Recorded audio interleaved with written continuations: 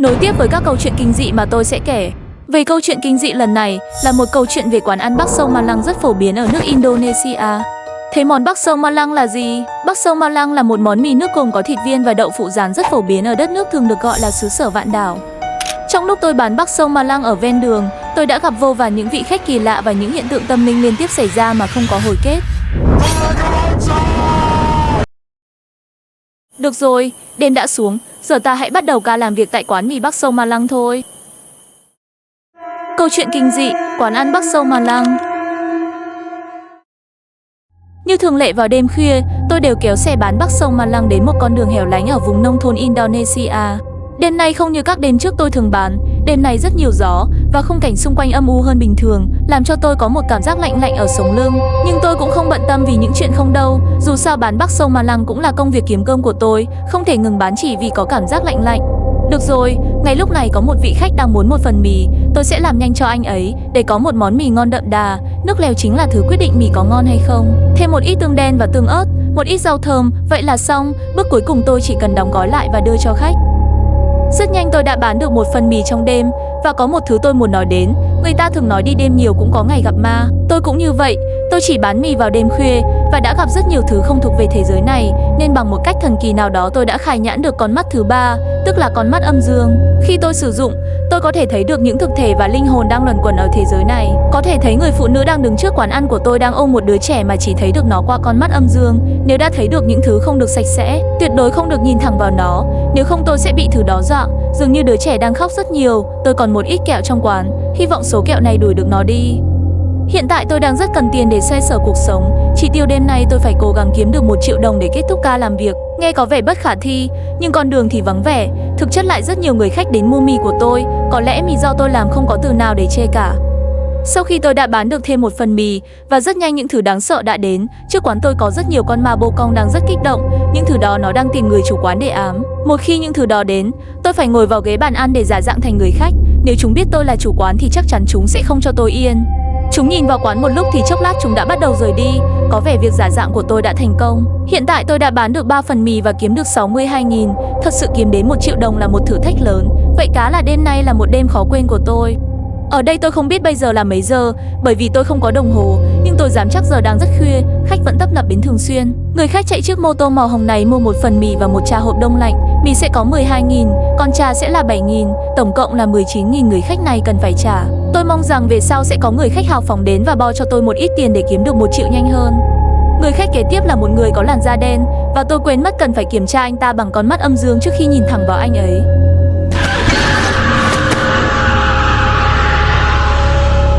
Tệ thật, tôi vừa bị con ma cô cong đội lốt con người dọa trong một phát. Lỗi do tôi quá chủ quan vì không sử dụng con mắt thứ ba. Và mỗi khi tôi bị dọa hoặc làm sai do phục vụ khách, tôi sẽ bị những hồn ma đang treo trên cành cây ám quán ăn. Giờ tôi bất cần 1 lần, sẽ còn 4 lần nữa. Tôi phải nâng cao cảnh giác hơn kể từ bây giờ. Tôi nên tạm gác việc vừa bị dọa qua một bên. Lúc này có một người khách đã đặt một phần mì và một trà hộp đông lạnh qua app giao thức ăn. Tôi sẽ chuẩn bị cho khách và tự bản thân đi giao thức ăn cho người đặt.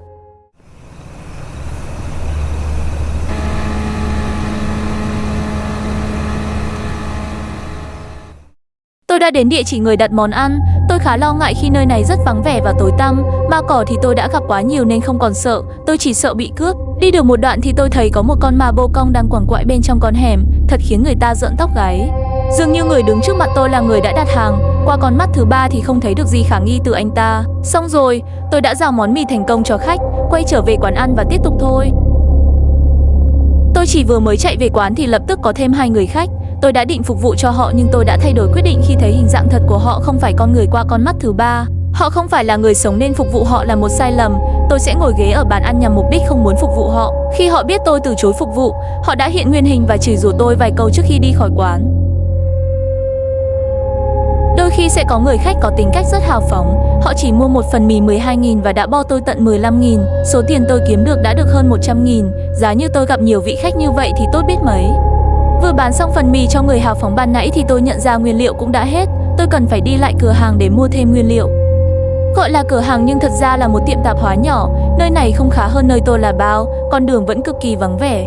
Người chủ cửa tiệm trông sắc mặt không được tốt khi không có nhiều khách lui tới cửa tiệm vào đêm khuya. Được rồi, tôi nên tranh thủ mua nguyên liệu để chạy nhanh về quán.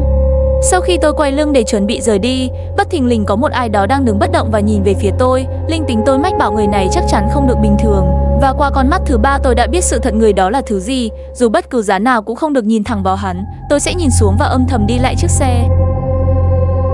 Đêm nay thật là may mắn khi tôi gặp được thêm vị khách hào phóng. Bộ đồ anh ta đang mặc cũng đã đủ nói lên sự hào phóng của anh ấy. Anh ấy bao tôi tận 31.000. Tiền tôi kiếm được đã đạt mốc 200.000. Rất nhanh thôi tôi sẽ kiếm được 1 triệu đồng. Đến với người khách kế tiếp là một người khá là kỳ lạ. Anh ta liên tục nói một thứ tiếng gì đó không giống người nói, giống như tiếng chó sủa. Đương nhiên tôi không có ý xúc phạm anh ta. Và anh ta mặc một bộ đồ bóng đá số 7 của cầu thủ Ronaldo. Điều này gợi nhớ cho tôi một nhân vật rất nổi tiếng ở trên mạng, nhưng tôi vẫn không thể nhớ nổi là ai. Dù sao thì tôi nên tranh thủ bán mì cho anh ta trước khi anh ta cắn tôi. Một lúc sau người khách chó sủa đã đi, và lần này không phải còn là khách, mà là một con ma chơi đang bay vào trong quán tôi. Thậm chí nó gần sát mặt tôi. Tôi cứ nghĩ nó sẽ chạm được tôi, nhưng không. Ngay sau đó nó đã rời đi. Có lẽ nó đang tìm kiếm một thứ gì đó.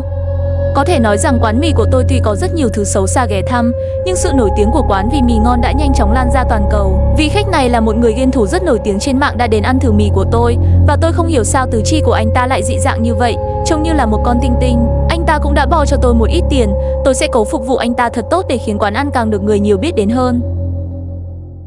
Hiện giờ số tiền tôi kiếm được hơn 300.000 và quán ăn của tôi đang càng ngày càng bị những thứ ma quái nhắm đến nhiều hơn. Lần này là một hồn ma y tá. Mục tiêu của nó vẫn là người chủ quán. Nó rất tức giận khi không tìm được người chủ. Lúc này tôi đã toát hết mồ hôi vì quá sợ hãi.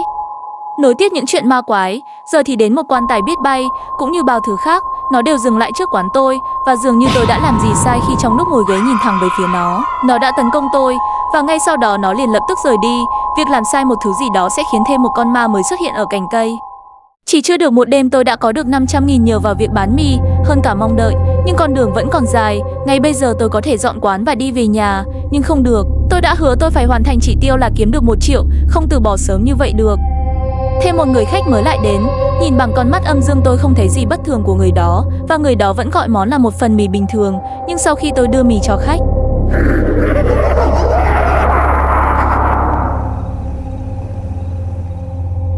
điều này đã chứng minh bọn chúng đã tiến hóa.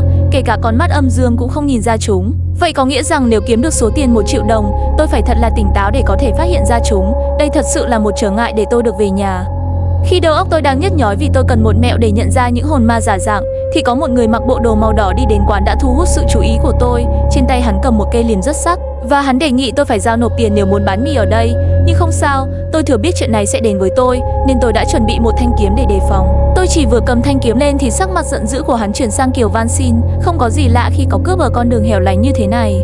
Tên cướp chỉ vừa đi khỏi thì có 3 người đi đến quán tôi. Trong đầu tôi đang nghĩ chúng chắc hẳn là đồng bọn của tên cướp kia kéo đến lấy đông hiếp yếu, nhưng tôi đã lầm. 3 vị khách này trông cử chỉ khá kỳ lạ nhưng họ vẫn là người. Điều đáng nói ở đây rằng có tận 3 người mà lại chỉ mua một phần mì. Thế thì làm sao tôi có được 1 triệu nhanh cho được? Tin mừng rằng chỉ còn 200.000 nữa thì tôi sẽ hoàn thành được chỉ tiêu. Còn tin xấu, có một người lính Nhật không đầu đang tiến về quán tôi. Thậm chí nó còn cầm một thanh kiếm trên tay. Tôi đã trải qua rất nhiều thứ kinh hoàng và thời gian để có được 800.000. Tôi không muốn bị người lính này ám đến mất mạng. Tôi cũng đã biết mức độ tàn bạo của lính Nhật vào Thế chiến thứ 2 là như thế nào.